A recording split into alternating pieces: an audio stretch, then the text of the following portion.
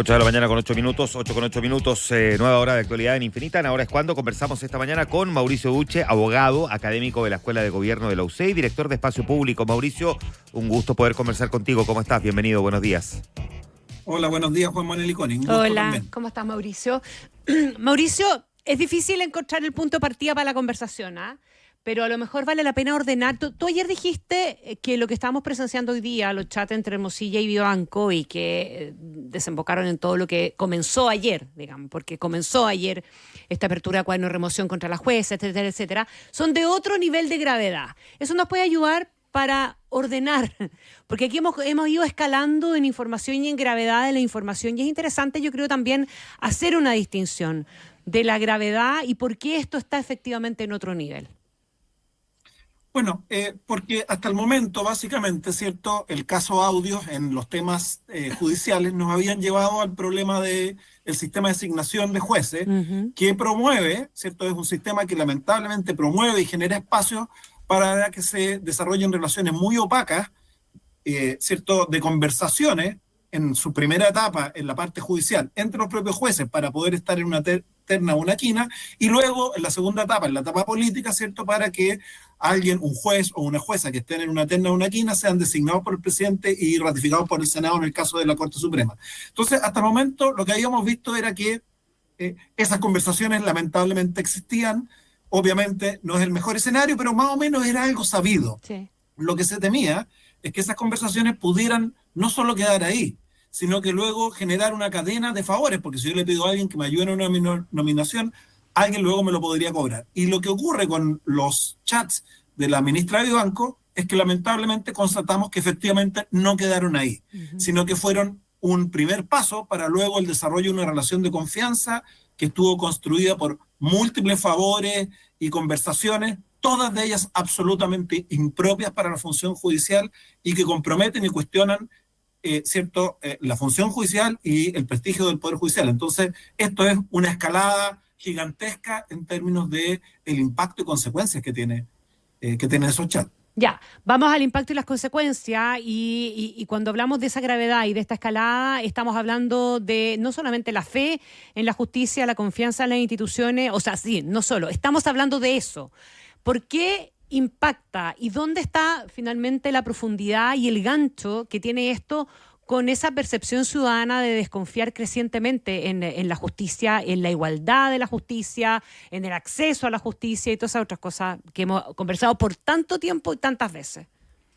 Bueno, porque básicamente muestran que un abogado litigante de la plaza que litigaba ante la Corte Suprema tenía enorme influencia para obtener o para ponerse en una posición de privilegio. Por ejemplo, en las conversaciones que con ella daban cuenta de, por así decirlo, la solicitud de integrar una sala a la cual no pertenece y la apertura de ella para no solo hacerlo, sino que además dar recomendaciones de cómo se debía hacer para que el cambio pudiera realizarse, de manera tal de que ella pudiera escuchar un caso que el abogado iba a litigar en que él le estaba anticipando posesión. Entonces, claro, cuando uno escucha cosas de ese tipo, dice, bueno, en ese caso, ¿qué posibilidad de justicia hay? Lo va a resolver un juez que no tiene ninguna imparcialidad y esto es, como diría, como el atributo esencial porque nosotros como ciudadanos estamos dispuestos a que el Estado resuelva nuestros conflictos. Porque yo, ¿cierto? Si alguien me quita algo, yo podría ir a pegarle a esa persona para que me lo devuelva, pero prefiero no hacerlo porque el Estado ha creado un mecanismo, ¿cierto? Que es, vaya ante un juez que es imparcial, él va a escuchar a todas las partes y va a resolver. Pero nos damos cuenta, en este caso, en esas conversaciones, que esas condiciones mínimas no estaban. Y por eso esta cuestión tiene tanto, creo yo, impacto. ¿Para qué decir las conversaciones, cierto, en que se le da a conocer potencial información sobre casos, cierto, que podría ser reservada, o que se fija posición, o que se conspira para la elección de otro juez? O sea, todas absolutamente inapropiadas, todas afectan, como te decía al inicio, el núcleo básico de la función judicial. Ahora, Mauricio, déjame preguntarte, ¿cómo, más allá de lo que uno puede entender, se va a abordar o se está abordando este grueso problema, que es un problema mayúsculo, digamos? O sea, de verdad no tengo capacidad de compararlo con algo equivalente que haya ocurrido en nuestra historia, al menos desde 1990 a la fecha. Entiendo los caminos que está siguiendo la Corte Suprema, que ya marca un precedente bastante, digamos, inédito. Por otra parte, lo que eventualmente pueda ocurrir en el Congreso, las mismas declaraciones ayer del ministro de Justicia al respecto sobre la facultad que incluso el presidente pudo haber ejercido en un determinado momento, que entiendo evaluó hasta ayer en la mañana. Pero ¿cómo se corrige el problema que subyace a esta realidad? Que es básicamente el que ministros, y en este caso además de la Corte Suprema, puedan tener este nivel de conversaciones con abogados. Bueno, a ver, yo creo que hay tres niveles. Tú identificas, yo creo, bien el primer nivel. El primer nivel es que conductas de este tipo no tienen que ser toleradas y tienen que haber sanciones fuertes.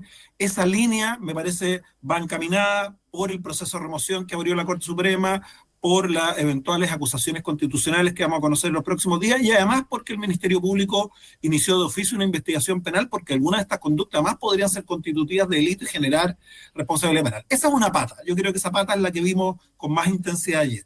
Pero hay dos patas más que me gustaría mencionar. Una segunda pata tiene que ver con que esto nos recuerda que como problema de fondo tenemos déficit en varios de nuestros diseños institucionales. Y uno de esos diseños institucionales que claramente queda en tela de juicio es el sistema de asignación de jueces, ¿cierto? Y toda la regulación vinculada al conflicto de intereses de abogados y, ¿cierto?, el control ético de la profesión legal. Y creo que aquí, sin lugar a dudas, esta es la agenda de, por así decirlo, mediano y largo plazo. El remirar nuestro sistema de asignación de jueces, establecer reglas más estrictas de conflicto de intereses y también remirar el sistema de control ético de la profesión legal. Para esto la buena noticia es que hay hace tiempo proyectos y yo diría hay bastantes niveles de consenso técnico, por lo menos en términos de los sistemas de asignación. Podemos hablar de ellos si quieren. Pero déjame tocar una tercera pata. A mí me parece que hay una tercera pata que tiene que ver, por así decirlo, con más allá de la reforma legal. Yo creo que este hecho da cuenta de ciertas prácticas instaladas que en nuestro país que se habían absolutamente normalizado y que no se veían como pecaminosas o por lo menos no eran extremadamente vistas como algo negativo. Por ejemplo, todas estas conversaciones con senadores para obtener su apoyo o eventualmente con personas vinculadas al Ejecutivo. No necesitamos reforma legal realmente para hacer un cambio de prácticas ahí. Y déjame decirlo, yo he escuchado mucho ayer, antes de ayer, ¿cierto? Que ahora, claro, es fácil pegarle al Poder Judicial que está en una situación complicada y sale bastante gratis y barato. Pero la verdad es que este tipo de relaciones como las que vimos entre Hermosilla y Vivanco se generó en un contexto en donde precisamente Hermosilla adquiría un rol de gestor de intereses en las nominaciones ante el Ejecutivo y potencialmente ante el Senado. Entonces creo que las autoridades políticas tienen que hacer una autocrítica y examinar con mucha profundidad los procedimientos y la forma en que llevan a cabo estas designaciones, más allá, como digo, de que cambiemos la ley, porque vamos a tener designaciones por mucho tiempo antes que tengamos un nuevo sistema implementado y uno podría ver cambios importantes en términos de mayor transparencia, reglas que impidan este tipo de contactos paralelos, ser mucho más estricto en las inhabilidades de quienes votan, etcétera, etcétera. Y por tanto, deja ponerlo ahí porque si no, eso va a pasar colado y vamos a pegarle que el problema solo los jueces y los sistemas de asignación. O sea, si fuera un problema solo de los jueces sería bastante más fácil la solución. Parte del problema es que esto también involucra al mundo político, que tampoco se ha hecho cargo de los necesarios cambios que su sistema de funcionamiento necesita. Absolutamente, y no solo los cambios legales, que como digo es lo que normalmente ahora se pone sobre la mesa, sino que también los cambios de prácticas que no requieren ley, ¿cierto? Y esto supone mucho mayores niveles de autocontención en el ejercicio del poder de los órganos políticos. Ya, ahora, esto es como que uno siente que todo va a requerir de una profunda cirugía, ¿no? El sistema político, el sistema de nombramiento de los jueces, uno no sabe más qué es primero el huevo o la gallina, si primero hay que reformar el sistema político para luego reformar el sistema de nombramiento de jueces o reformar el sistema de nombramiento de jueces y después el sistema político. Y como que a mí al menos me queda una duda, si el actual sistema político, con su composición, con su atomización y con la manera en que está funcionando, eventualmente pueda corregir correctamente el problema y generar un buen sistema de nombramiento de jueces. Bueno, mira, a ver, lo que pasa es que, claro, el tema de fondo es la reforma del sistema político, pero yo estoy hablando en un nivel más básico. Yo estoy hablando del cambio de prácticas en cómo se realizan ciertas actividades, ¿cierto? Por ejemplo, con aplicar más estrictamente las propias reglas de transparencia, ¿cierto? Que hoy día dispone el Congreso, ¿cierto? Que existen en nuestro país, ser un poco más riguroso con las inhabilidades de quienes votan, dar más garantías de que no se van a producir conversaciones bajo la mesa y paralelas en estos procesos y todo se haga en audiencias públicas, por ejemplo. Ese tipo de cuestiones no requieren reforma al sistema político, porque también la clase política tiene que tener presente que esto le salpica a ella, o sea, el desprestigio no es solo, ¿cierto?, para el sistema judicial, sino que para también ellos. La percepción pública, ¿cierto?, de baja confianza del Poder Judicial es solo superada por la baja confianza que tiene el Ejecutivo y el Congreso. La percepción pública en la encuesta CEP, por ejemplo, la reciente que se dio a conocer en agosto, de extensión de la corrupción. Claro, un 50% cree que hay corrupción extendida en el Poder Judicial, pero un 63% cree que hay en el Congreso y un 60% en el gobierno. Entonces, esto supone, si queremos revertir esta situación que es extremadamente compleja para el Estado de Derecho, no solo pensar en las reformas de largo plazo, sino que qué cuestiones podemos cambiar con comportamiento a muy corto plazo.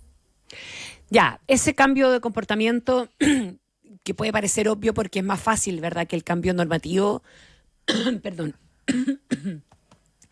termina siendo súper complejo también porque tú tienes hoy día gente incumbente en decisiones que hoy día justamente están siendo cuestionadas. Pero nada, es solamente un comentario. Necesitamos aquí mucha terapia como para sanar eso y darse cuenta de la importancia de los pasos que hay que dar. Absolutamente, nada de esto es fácil, no lo estoy sosteniendo, pero creo que hay que ponerlo sobre la mesa también. Lo que me preocupa es que esas dimensiones a veces quedan un poquitito escondidas y tendemos un poco lo que hemos conversado tantas veces en seguridad, ¿cierto? Que la respuesta fácil de reforma legal va a ser la única solución. Esas respuestas van a ayudarnos mucho, pero toman su tiempo, y en esto nuevamente también lo mismo que en seguridad, No hay lo mejor tiempo. es tener un good, pero hay que tener un good track, no un fast track. Ajá. Estas son reformas demasiado importantes como para que nos apuremos a sacar algo a mata caballo. Mejor hagámosla bien, porque estas son reformas que se proyectan para funcionar 30, 40, 50 años, digamos. Entonces, ahora, un mes más, un mes menos es irrelevante a la luz de hacer algo bueno. Mauricio, tú desde la UDP, que era tu hogar académico anterior, ¿verdad? Porque acabas de irte a la Escuela de Gobierno de la Católica, participaste súper activamente también en todo el proceso de elaboración y además de supervisión de la reforma procesal penal, donde obviamente los tribunales forman parte sustancial. Por lo tanto, a propósito de todo ese proceso y de lo que está pasando hoy día, ¿tienes una opinión respecto de los cambios que se debieran pensar en relación al sistema de nombramiento? Porque no se puede dejar de lado la exigencia que tiene el funcionamiento de la Corte en ese mundo, ¿verdad? En la cosa más procesal, pero atendía también la situación que estamos viendo hoy día. Hay varias ideas sobre la mesa. Están las ideas, ayer lo decía el ministro Cordero, están las propuestas que salieron en el contexto de los dos procesos constituyentes, está la visión que la propia Corte ha expresado y tiene ahí preparado un trabajo desde hace tiempo, ¿verdad? Están otras propuestas que hemos visto cruzarse en el último tiempo en el camino también. ¿Por dónde crees tú que debiera ir esto para que además sea un good track, como tú decías? Bueno, a ver, yo creo que sin lugar a dudas hay que priorizar la designación de jueces. El Ministerio de Justicia, el ministro Cordero, ha señalado que ellos van a presentar un proyecto que involucre esa dimensión, pero también algunos elementos de reforma al gobierno judicial y conflicto de intereses. Me parece que hay que avanzar en todos ellos, pero en estas cuestiones, cierto, probablemente uno tiene que avanzar por etapas de priorizar. Yo priorizaría la designación de jueces. Y en materia de designación de jueces, a mí me parece que hoy día hay bastante consenso técnico en algunos principios generales básicos. Uno, hay que sacar al sistema judicial, al propio Poder Judicial, de la elaboración de ternas y quinas, no solo para jueces, sino que también para notarios, conservadores y archiveros. Esto es un tema bien sensible en el cual también me parece que hay consenso. Ese es un primer paso. Perdón, y nombramiento, perdón, ¿y a quién le correspondería entonces, crees tú, elaborar esa ternoquina? Bueno, ese es el segundo punto donde yo observo que hay consenso en todas las propuestas. Yo diría el consenso está en la creación de algún tipo de comisión o comité de carácter técnico autónomo que se base fundamentalmente su trabajo en la elaboración de concursos públicos que pongan fuerte énfasis en el mérito, con muchas reglas precisamente orientadas a eso, y que tenga una integración. Y aquí hay diferencias de ingeniería del detalle, digamos, las distintas propuestas, pero me parece que se puede lograr acuerdos en donde podrían integrarlo en general gente de mucho prestigio que pone su nombre y por tanto compromete su buen nombre, ¿cierto?, en esta actividad, algunos con experiencia judicial, otros que pueden venir del mundo, ¿cierto?, de la academia. Algunos se señala que podrían incluso ser designados para permitir un pequeño espacio de participación por el Ejecutivo o por el Senado, pero con exigencias muy fuertes de características de, por ejemplo, años de experiencia, reconocimiento público. Varios plantean, por ejemplo, que incluso sería conveniente que sean abogados que ya están más bien en la etapa final, por ejemplo, de su trayectoria, o ex jueces, de manera tal de que disminuir los riesgos de conflicto de interés, porque siempre en esto está que luego tú puedes litigar, claro, ¿cierto?, ante estos órganos que participan en la asignación. Entonces, ahí yo te diría, al principio general hay de acuerdo, hay que afinar la ingeniería de detalle. Luego, Un tercer elemento, yo diría clave, en donde hay acuerdo, es que hay que redefinir el espacio de la política en las designaciones judiciales y particularmente en las de las más altas magistraturas. Redefinirlo y acotarlo. Redefinirla y acotarlo. Para explicarle a la gente, hoy día un juez, por así decirlo, de instancia, en los niveles más bajos que uno ve, el juez que conoce más cercanamente, el sistema es que la terna es electa por la Corte de Apelaciones y luego el presidente de la República elige. Algunos plantean que estos jueces deberían ser directamente electos por estas comisiones especiales. ¿Estamos? Tratándose de los jueces de la Corte Suprema, ¿cierto? El sistema actual es que la Corte Suprema elabora una quina, ¿cierto? Y luego elige el presidente de la República y luego el Senado tiene que ratificar por 2/3. Lo que están planteando, o lo que se ha planteado, y aquí nuevamente en la ingeniería del detalle hay que ponerse de acuerdo, pero es redefinir, tendríamos redefinido el primer espacio, ¿cierto? Cómo se elabora la quina. Luego en la segunda pata hay básicamente dos tipos de propuestas. Uno, focalizar, ¿cierto? Volver al sistema antiguo que existió en Chile hasta el año 97, que es que elaboraba la quina o la terna, solo el presidente de la República elija sin tener que pasar por el Senado. Y hay otros que dicen, no, mire, es posible, es admisible que intervenga el Senado, pero con reglas muy distintas a las actuales. Por ejemplo, que en vez de tener quórum de 2/3, tengamos quórum sustancialmente inferiores, de manera tal de evitar un poco lo que ocurre hoy día, es que minorías contingentes, por razones que tal vez no son muy buenas, tengan capacidad de vetar o bloquear candidaturas de personas que reúnen las competencias técnicas.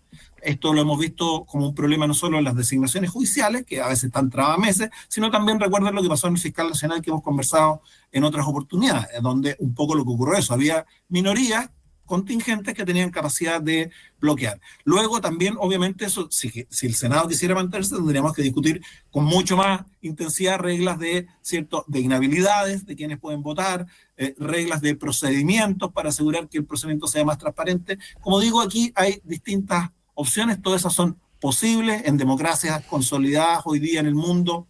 Hay algún tipo de intervención, ¿cierto? La política en las más altas magistraturas no es algo extraño, pero hay que definir bien el espacio que tienen. Y todas estas definiciones, como tú sugerías, Connie, suponen de alguna fórmula una restricción de los niveles de poder que se tienen hoy día por dos vías. Uno, por tener menos facultades en la Constitución o en la ley que en la que se les da, y en segundo lugar, por ponerle mayores focos, luz, transparencia a los procesos que significan quitarte poder por vía de quitarte niveles de discrecionalidad en cómo ejerces tu poder.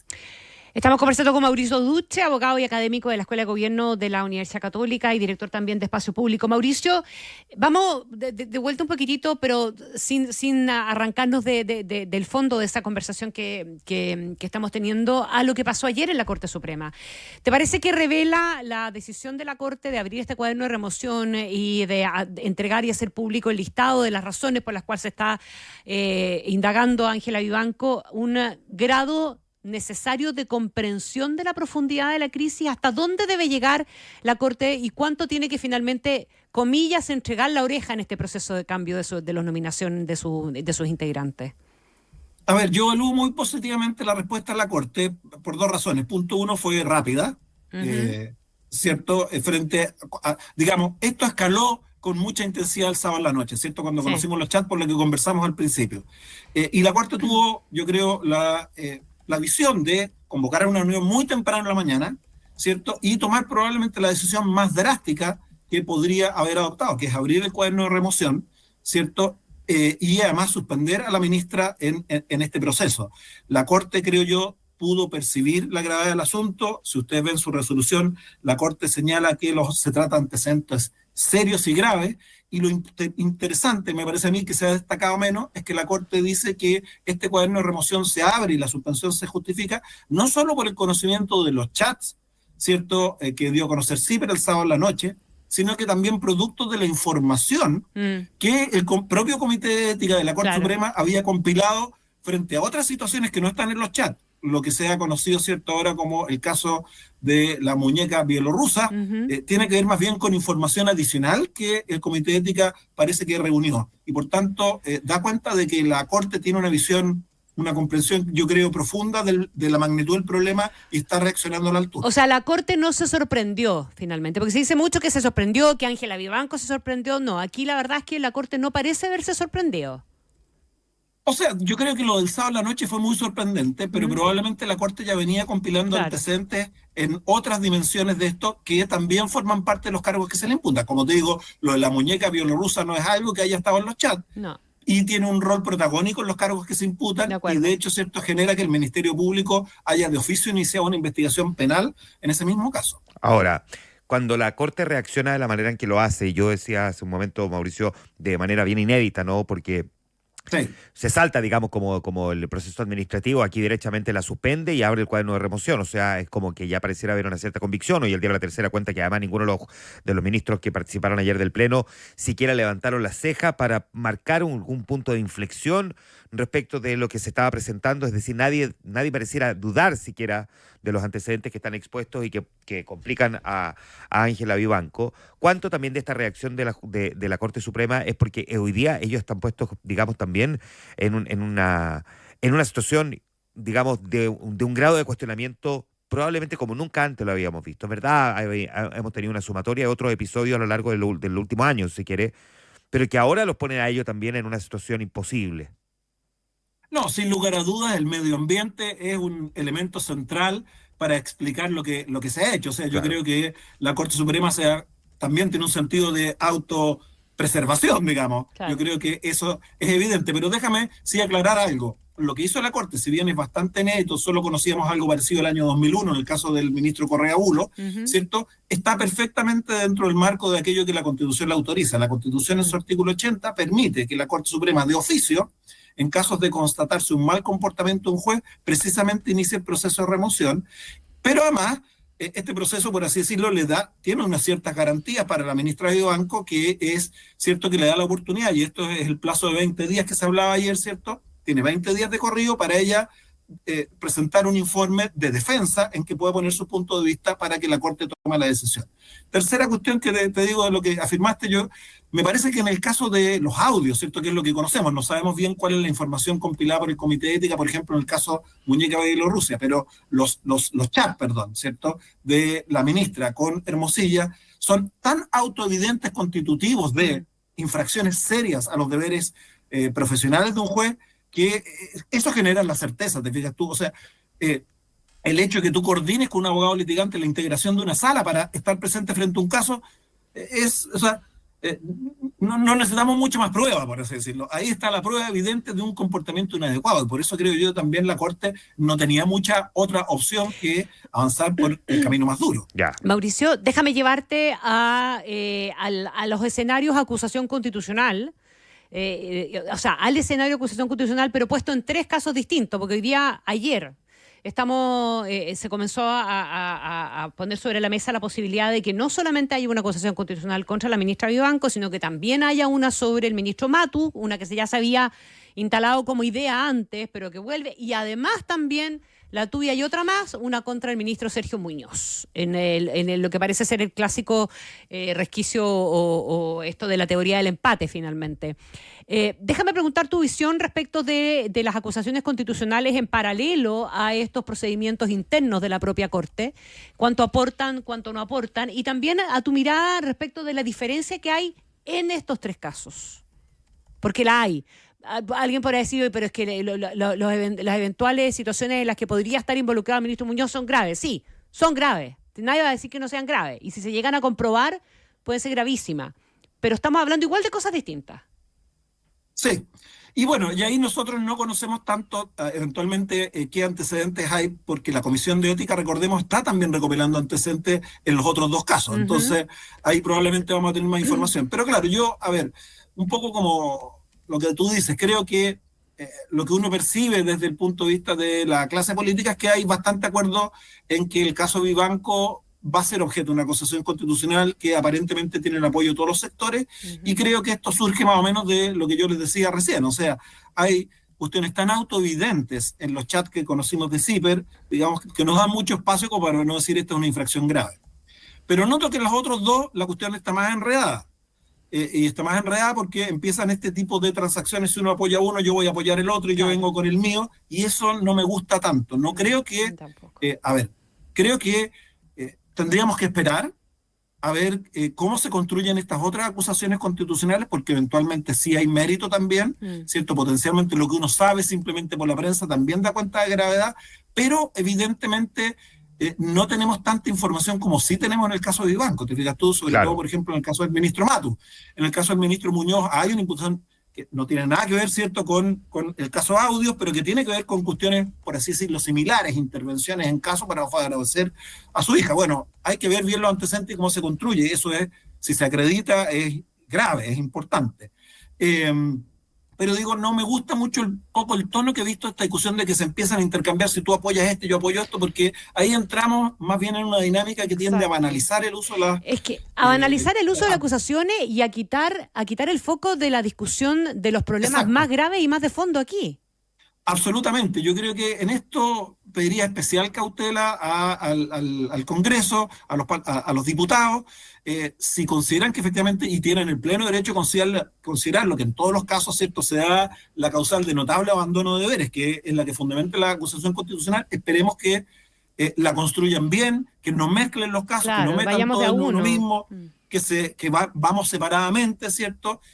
Por lo menos me parece una buena cosa que no se estén apurando en levantar acusaciones constitucionales de un día para otro. Los anuncios por lo menos están para después del 18, esto da algún tiempo para que mediten bien, y si van a construirla, la construyen bien, porque hemos visto acusaciones constitucionales en los últimos años de una frivolidad y mal construidas, independiente de que eventualmente hayan tenido un punto, digamos, ¿cierto? Pero se han caído 5 acusaciones en 2 años y por lo tanto también, si ya es controversial y es delicado, acusaciones constitucionales contra ministros de Estado, en este caso ministros de Corte, puede tener un componente todavía mayor, ¿no? Y especialmente cuando aquí hay antecedentes puestos sobre la mesa en los que la verdad hay poco matiz sobre las dudas respecto a la eventual responsabilidad que puedan tener. Tremenda conversación. Absolutamente, así que yo miro con cuidado, y ojalá llamar a la cautela de que no nos subamos al carro del entusiasmo que se ve popular avanzar. Vamos seriamente, si consideran que efectivamente hay para tres, veámonos por separados, que se construya cada una separada, no mezclemos, ni empatemos, ni intercambiemos votos para apoyar una por otra. Eso sería lo peor.